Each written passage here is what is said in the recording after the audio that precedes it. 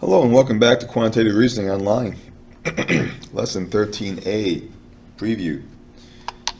Okay, you probably just watched the gap video, tutorial video, and now you're ready to do the questions. So let's go do questions.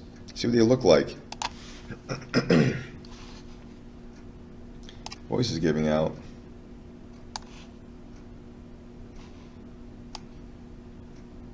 Alright. Let's see what it says. Government use different kinds of data about the populations to make decisions on how to spend money and to construct budgets. Alright. Suppose a state government leader needed to know about how many children are born each year in order to plan for future school funding. What is the best way to learn about how many children are born each year? Well, we either survey a random collection of families across the state and use this data to estimate the number of children who are born. Okay. It's impossible, so why even try? Or survey every family in the state to learn how many children are born. C is the best, gives you the most accurate answer, but it's also the most time-consuming, most costly. So we can do a random sample in areas to get a feel for what the birth rate is.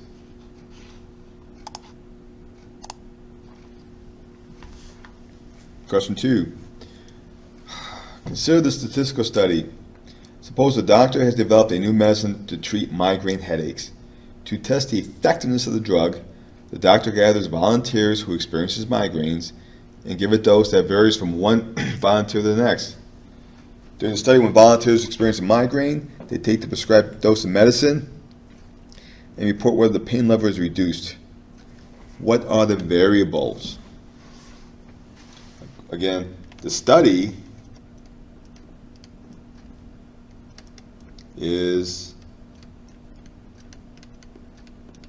the effect of varying doses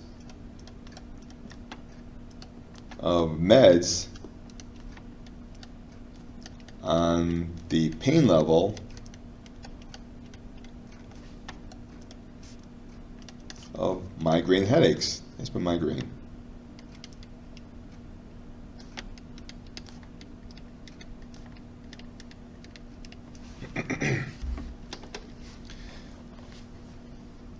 So what's happening? We are varying doses of the meds, and we're measuring the effectiveness of the meds based on the pain level of someone experienced a migraine. Okay, so the variables is going to be dosage of meds, and we're going to measure pain level of migraine after taking meds.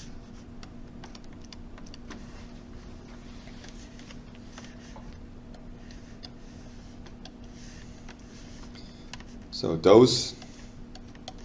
So one would hope, this is pain, come on. One would hope if the med is good, as dosage increases, the pain level goes down, and what you may experience is an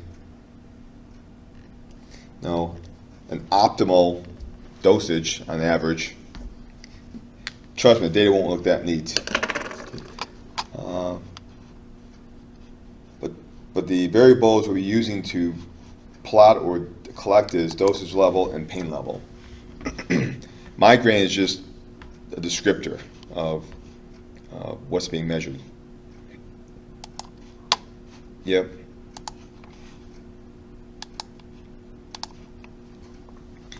So by conducting a statistical study with the subset of population, we learn about the population through inference. Think about tasting soup before it serves to a family or friend. What's the best way to taste the soup? This looks very familiar. Eat it all eat most of it, take a spoonful from the top, or stir it, and then take a spoonful. Randomize the molecules, randomize the population, the soup population.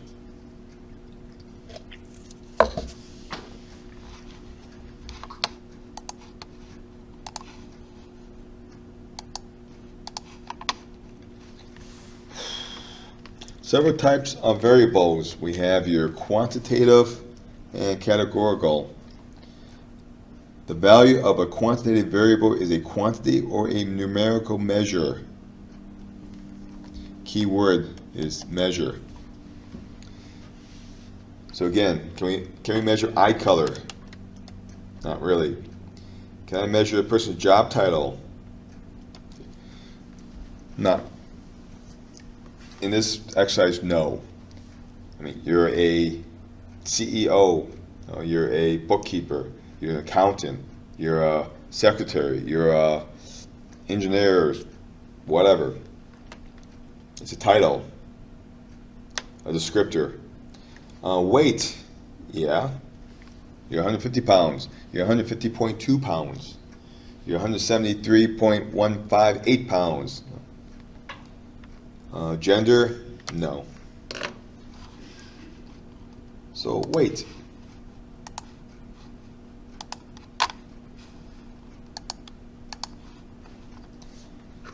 Five of five. Again, categorical or quantitative. Okay, variable is a category, group, or variable description. Sometimes we call it qualitative. Give example of variable is categorical. Again, something you don't measure. Income, I can measure that. How much you make, it varies. The age of a person, that can be quantified. Person is 15 years old, he's 72 and a half. Hair color, pick a color. The hair can be it. And height I can measure. So hair color.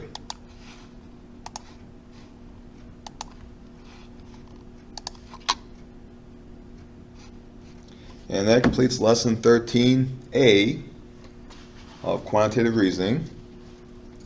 Mind the gap in income inequality.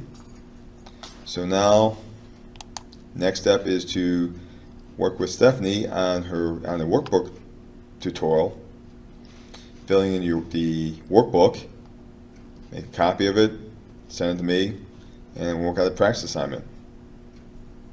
And with that, I'll see you next time in lesson 13B.